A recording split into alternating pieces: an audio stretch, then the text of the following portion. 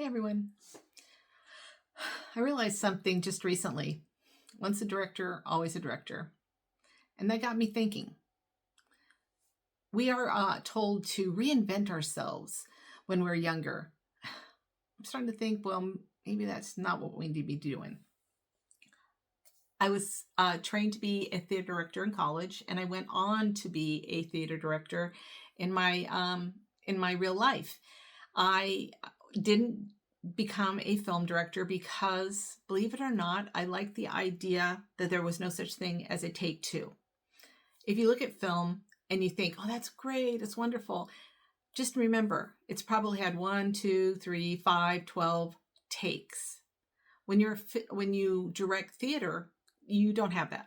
You can't say, oh, I'm sorry, stop. We didn't mean that. Okay.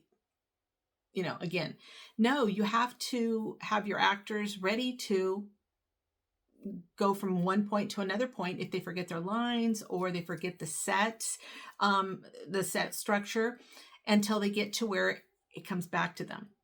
And sometimes that's some of the best performance that you'll see is because they're actually acting at that point. They're not just repeating lines and, doing that, but they're really acting. They're having to find that point A to point B.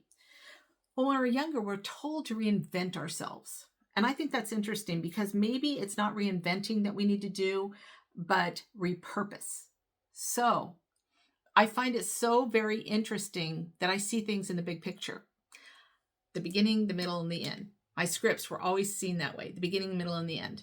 That's how I would lay out a production. I had everything figured out before I even went to my first rehearsal.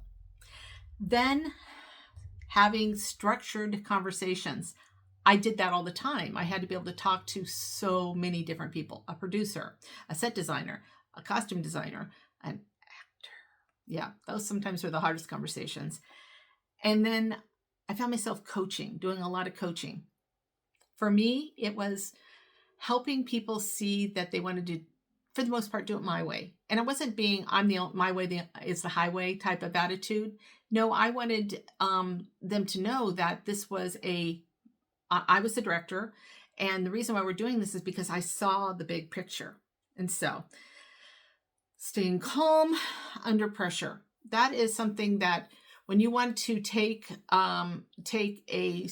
let's use a set designer to the top of their highest set design and drop them off because they just aren't hearing, that is unsafe. Oh, well, it meets the regulations, but no, and I'm going to have somebody come out of that door and hit their head because I'm not going to pick an actor based on your set design. If he happens to be 6'5" and you're only building a set door that's 6'3", we're going to have a problem. Having the ability to your pressure and not panicking, like I was saying, not panicking when somebody forgets their lines, because the truth is some of the best stuff comes out of forgotten lines. They get there and then keep on going. The other thing that's so crucial, I find so crucial, is timing. Inside of the work I do now, timing is everything. Talking to somebody when they are losing their mind over the fact that their kids are doing poorly in school and that's all they can think about, that's not good timing to come on and say, I have this great idea. Want to hear about it? It's just not going to work.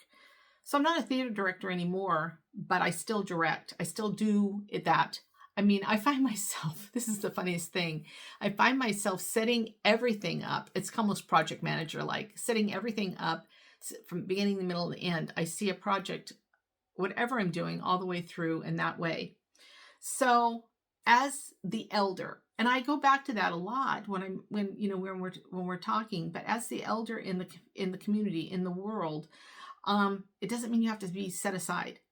What we bring is a full toolbox, a toolbox full of all of our skills, all of our abilities, and we should just be using them all the time. And even if it's with you and your grandkids, you have a toolbox that you can open up and you can say, I can teach you how to do this because I did it before, or let's go do this because, I've had that a little bit of experience. Let's go see if we can put it together. And we collect these skills. We collect these skills over excuse me, over decades. And the idea of just throwing them away, I guess maybe that's the person in me. I keep the things that I know are important to keep, and I give away things that I know that will benefit somebody else later on. But keeping my skills, keeping my toolbox complete, doing those types of things, is it's really important. So why do we abandon them? And I think some of it has to do with the fact that we're kind of, I don't know, we're kind of told to. You were useful then, now just go sit on the beach, have a nice time, go drink a latte, or what do you drink on the beach? I don't drink lattes and I don't drink Mai Tais. So I wouldn't know, but I think those are part of it. Just don't be in my way. I'm busy making everything happen. And what I want to say, I really want to say to each and every one of them is, can you imagine how incredible it would be for your life if you could take skills that I have learned all my life and apply them now? How much further along you would be? And if you get somebody that is, what's the word I'm looking for? Somebody that is open-minded, oftentimes they'll do that. So back when you were doing this in an analytical way, how did that work for you? Because now we're doing it this way, but what did you do? Because we're finding people are needing to do, things from an analytical point of view, because computers shut down. We've got problems going on in the world. They want to know. And anyway, so I had what I learned back when I was young and how I've applied, how it has served me now that I'm in that 66 range. And I would love this to be where you take this and say, so I learned all these things. I was a mom. I was a cake decorator. I worked at Bed Bath & Beyond. So I know all of these things about good quality towels and linens. You can take those skills that you have and apply them to today's world. And how do I believe that there's going to be a single 30-year-old watching this? Probably not, because they're not going to be interested in knowing that anybody older than them could possibly have relevancy. I would like to be able to help them understand that one of the reasons why they like hanging out with their grandmothers and grandfathers is because they bring this to their world. But I don't think they're quite there yet. And I say 30. It could be as early as, I'm going to say 25, because anything below that, their frontal cortex is not mature, and God knows what's going to happen. So we rely upon something called muscle memory. Well, the blessing is, as a elder in the world, we have an amazing amount of muscle memory. We do over and over and over again. We don't even know we're building that muscle memory, but we have it, because there's things that you could just go, like I actually tested this once. I was pouring vanilla into some chocolate chip cookies. I poured some vanilla in, and I thought, okay, the next time I did that, I poured it into something. I just poured it into something and I measured it. Guess what? It was so close to a teaspoon that you would think that, I did it on purpose. I didn't, but I know approximately what a dollop into the cookies is. And sure enough, because it's a muscle memory for me, I remembered it. Well, just wanted to remind you, you don't have to start over. You don't have to start over. You can bring your skills and start something new, but you don't have to start over. You just bring those skills with you. You don't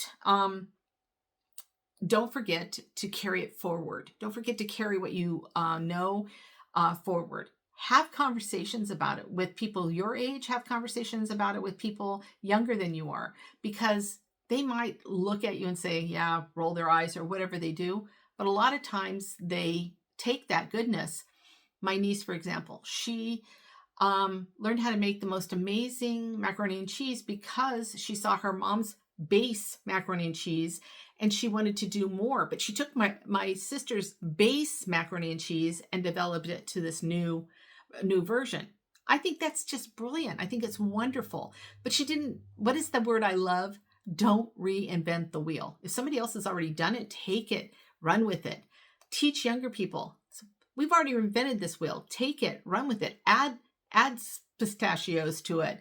Whatever. Make it and grow it as your own. But don't worry if somebody else has started the basics for you. Anyway, I hope I hope that you like this. I hope that you want to share it. If you do, give me a like. If you haven't subscribed, please do. And I'll see you next Sunday.